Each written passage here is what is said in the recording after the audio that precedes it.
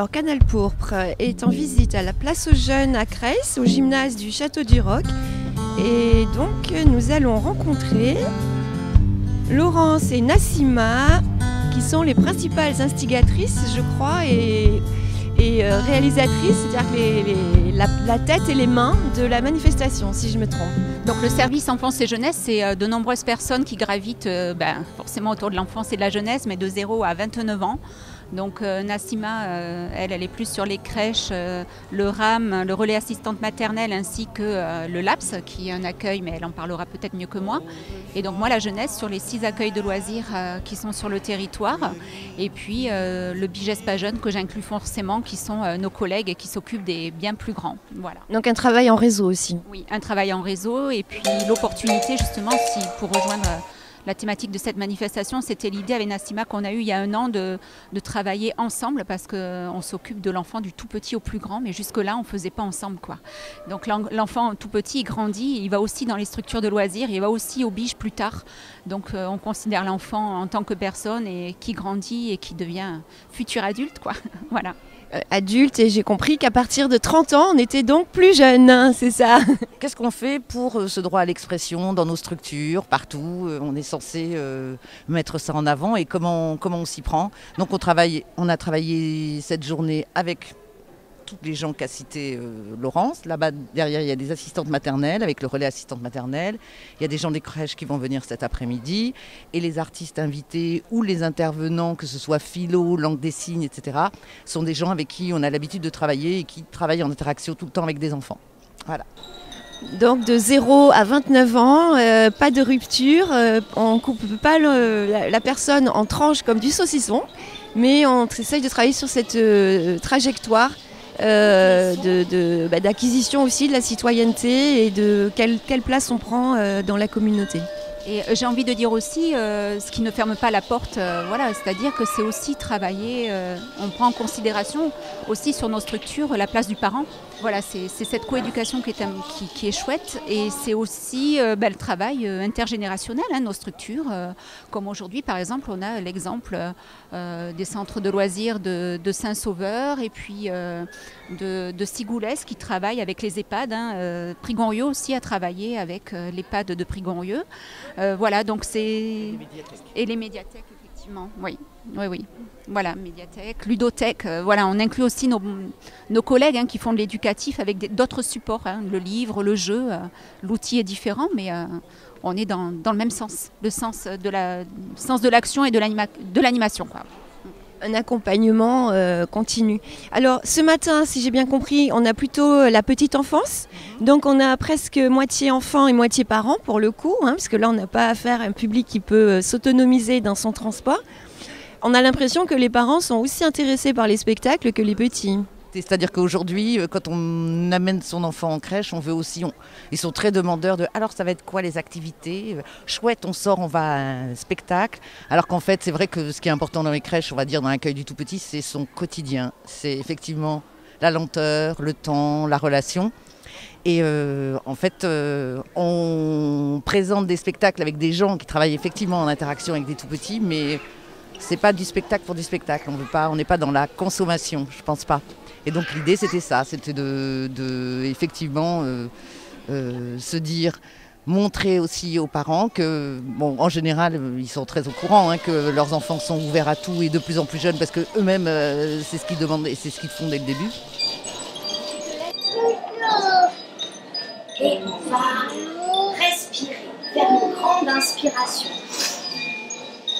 Et on va relâcher tout son air. Très bien, c'est ça. Trop bien. T'entends, il y a un petit carillon qui commence à passer. Il va passer autour de toi. Puis, on va faire encore la même chose. On va inspirer et relâcher tout son air. Comme si on voulait dégonfler un gros ballon. C'est ça, super. Et puis, encore une 3e fois. Inspire, tu prends de l'air et tu peux sentir déjà que ça fait un peu de bien de faire ça. Ça détend. Et puis, si tu as de la place à côté de toi, tu vas t'allonger. te poser dans la position la plus relaxe que tu peux. Voilà, aujourd'hui ça va être une journée plus pour prendre le temps que pour consommer.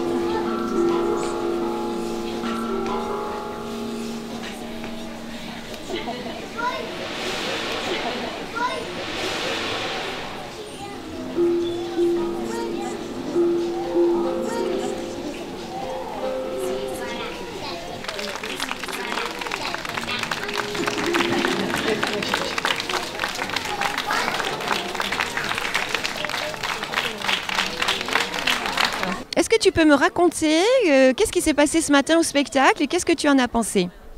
En fait, au spectacle, j'avais adoré quand en fait la dame avait le masque de cochon sur la tête.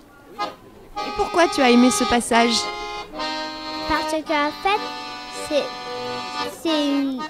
parce qu'en fait, les dames avec tête de cochon, ça n'existe pas et du coup, c'est trop drôle. Ça t'a fait rire alors. Et comment tu t'appelles, dis-moi? Adèle, Et tu as quel âge? 5 ans. Et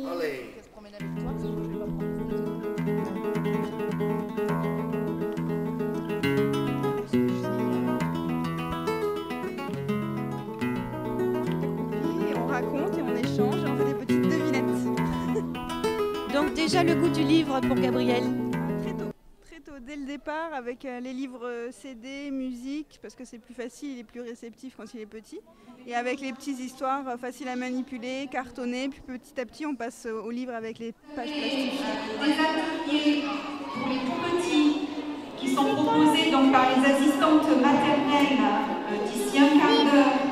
Tout au fond là-bas, il y a du chant et un jeu de voix. Un osier.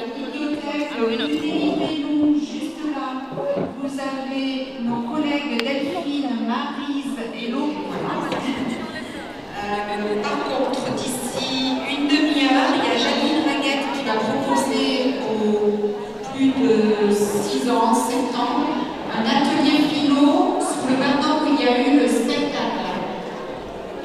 Voilà, ça débute à 11h.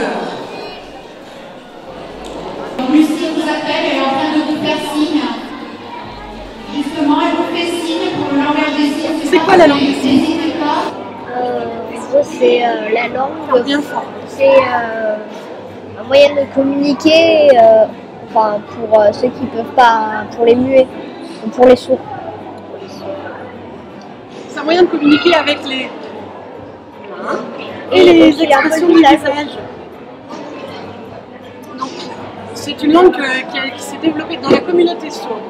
Avant, on associait sourd et muet, maintenant on les a vraiment séparés parce que le sourd n'est pas muet, il peut apprendre à parler mais c'est très long et le muet n'est pas forcément sourd. Donc on parle avec les mains et très important, on parle avec les expressions du visage. Parce que l'expression du visage peut changer complètement le sens d'une phrase. Par exemple, si je veux dire je suis sérieux, ou si je veux dire je suis triste, c'est le même signe et c'est le visage qui change tout. La même chose pour dommage. Bonjour. Donc la colline au livre? C'est ça, exactement. Caroline et Susan. Voilà. Donc souvent fidèle sur les événements de l'agglomération bergeracoise. Et aujourd'hui, vous avez décidé d'animer un stand autour de la littérature jeunesse. Quelle est la spécificité de cette littérature jeunesse ? Alors c'est une littérature foisonnante qui cherche à satisfaire tous les besoins et des enfants et des parents. Ce qui est intéressant, c'est que ça évolue en même temps que la place de l'enfant dans la famille évolue. Et donc actuellement, c'est vraiment très riche et très adapté à tous les âges. Ouais. Alors on voit que la place des enfants dans la famille évolue, puisque Suzon, qui a 7 mois, est déjà assistante de maman. Voilà, exactement. Elle conseille, elle a ses livres préférés qu'elle propose si possible. Voilà, exactement.